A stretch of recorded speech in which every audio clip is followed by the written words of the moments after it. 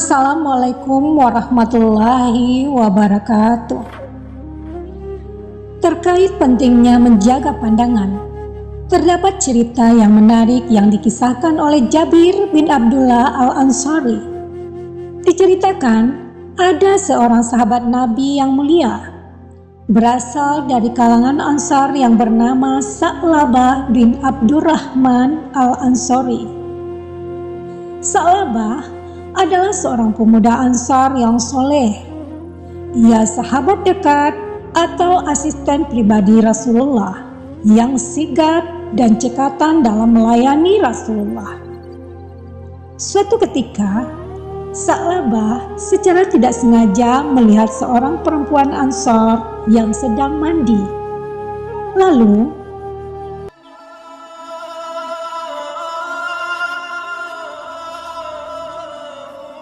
Bismillahirrahmanirrahim.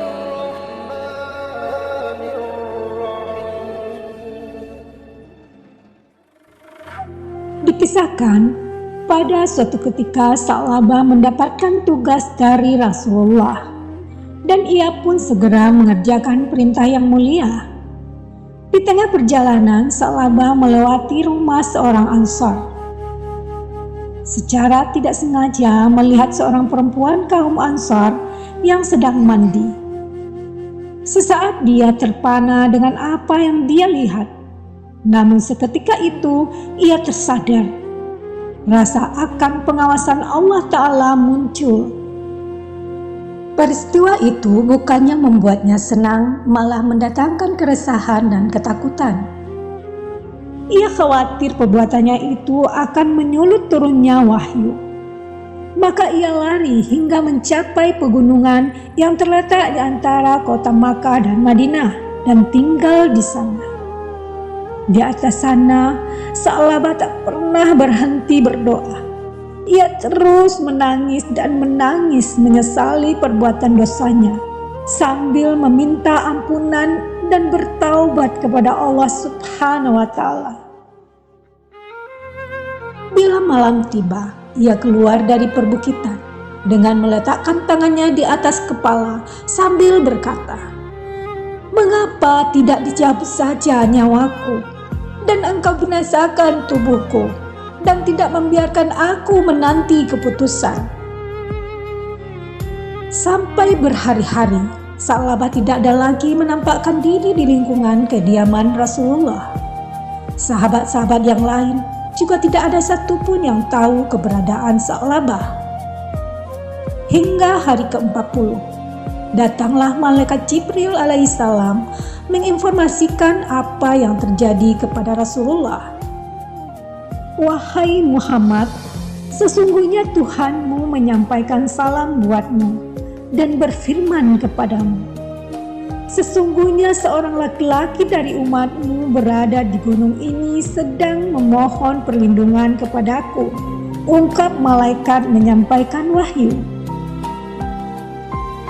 Akhirnya Rasulullah memerintahkan Umar bin Khattab dan Salman Al-Farisi untuk mencari Sa'labah. Keduanya berangkat menuju perbukitan tempat persembunyian sahabat golongan Ansar tersebut.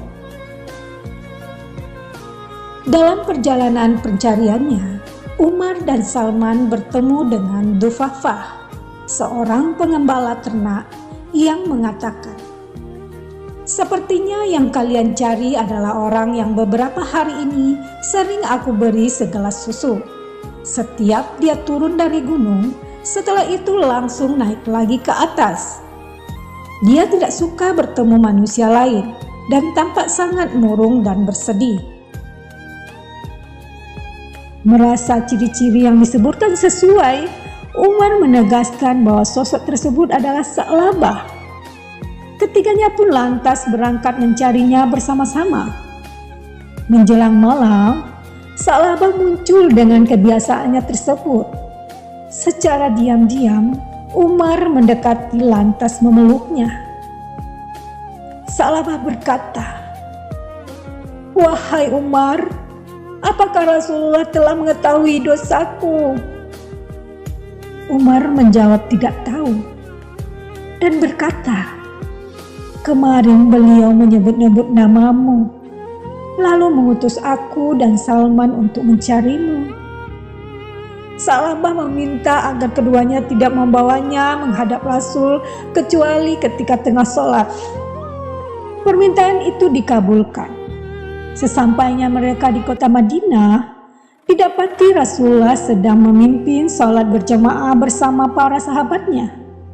Maka sholatlah mereka, namun Sa'labah memilih saf paling belakang. Ketika ia mendengar ayat Quran yang dibaca oleh Rasulullah, tiba-tiba Sa'labah jatuh pingsan ketika mendengar Rasul membaca ayat yang berisikan tentang siksa neraka. Selesai sholat, Rasulullah membangunkannya dan menanyakan perihal dirinya. "Apa yang menyebabkan dirimu pergi dariku?" tanya Rasulullah. "Dosaku ya Rasulullah," jawabnya. "Bukankah aku pernah menunjukkan ayat yang dapat menghapus dosa dan kesalahan?"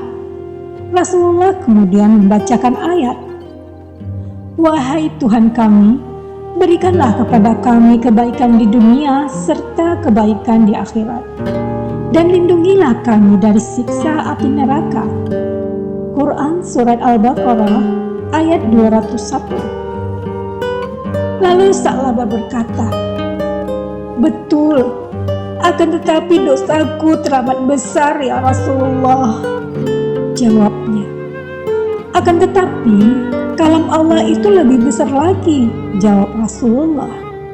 Setelah itu Rasulullah memerintahkan agar Sa'labah dibawa ke rumahnya. Setelah sampai di rumah, Sa'labah jatuh sakit. Ketika mendengar kabar sakitnya Sa'labah, Rasulullah datang menjenguknya. Karena rasa malu dan rasa bersalahnya Sa'labah selalu menggeser kepalanya dari pangkuan Rasulullah. "Mengapa kamu geser kepalamu dari pangkuanku?" tanya Rasulullah. "Karena kepala ini penuh dosa ya Rasulullah," jawab Sa'labah. "Apa yang kamu keluhkan?" tanya Nabi kepadanya. "Seperti ada semut-semut di antara tulangku, dagingku, dan kulitku," jawab Sa'labah. "Apa yang kamu inginkan?" tanya Nabi. "Ampunan Rabbku," jawabnya.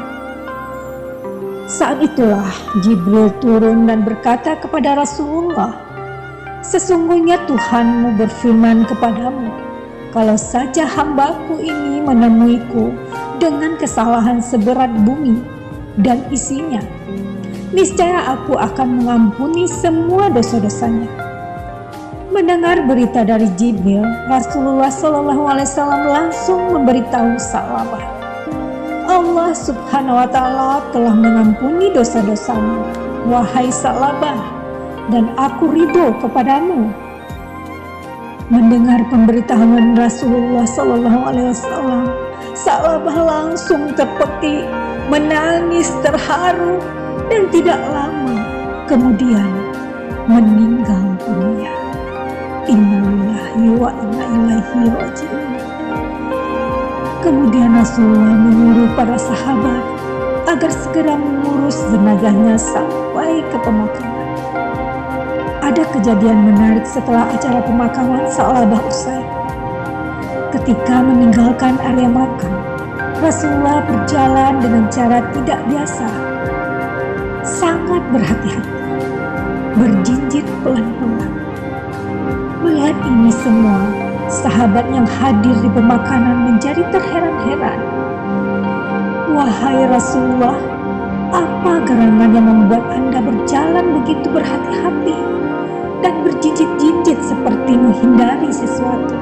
tanya para sahabat. Rasulullah menjawab, "Demi Zat yang telah mengutusku dengan benar sebagai Nabi, sungguh aku tidak mampu meletakkan kakiku di atas bumi, karena malaikat yang turut melayat Sa'labah sangatlah banyak." Demikianlah kisah Sa'labah yang penuh hikmah. Ada keagungan dalam sikap Sa'labah. Mungkin mungkin sebuah kesalahan yang sepele untuk kita. Namun bagi Sa'labah, kesalahan yang tanpa disengaja melihat wanita mandi adalah sebagai dosa besar baginya. Namun ketidaksengajaan inilah yang memicu penyesalan dan taubatnya Sa'labah radhiyallahu anhu yang mengantarkan dirinya masuk ke surga. Sebagai makhluk yang memiliki nafsu, manusia tidak akan luput dari dosa dan kesalahan. Namun ada saatnya di mana Allah Ta'ala akan memaafkan kita ketika melakukan kekhilafan.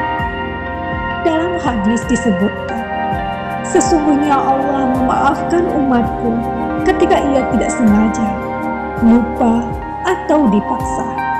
Hadis riwayat Ibnu Majah. Namun begitu bukan berarti kita berbuat semaunya di saat ketidaksengajaan atau saat pemaksaan itu terjadi. Oleh karena itu, Sa'id bin Jubair pernah berucap kepada sahabat yang lain bernama Musa al-Juhaimi ketika ia berpapasan dengan seorang wanita dan keduanya sempat bertemu pandang satu dengan yang lain. Sa'id kemudian mengutip sabda Rasulullah SAW. Pandangan pertama tidak mengapa baginya, namun yang kedua terhitung dosa. Wallahu a'lam bishawab. Terima kasih sahabatku yang beriman. Silakan share video ini karena dengan berbagi sahabat telah menjadi manusia yang bermanfaat untuk orang lain, sehingga menjadi amal jariah bagi kita semua. Amin ya rabbal alamin. Wassalamualaikum warahmatullahi wabarakatuh.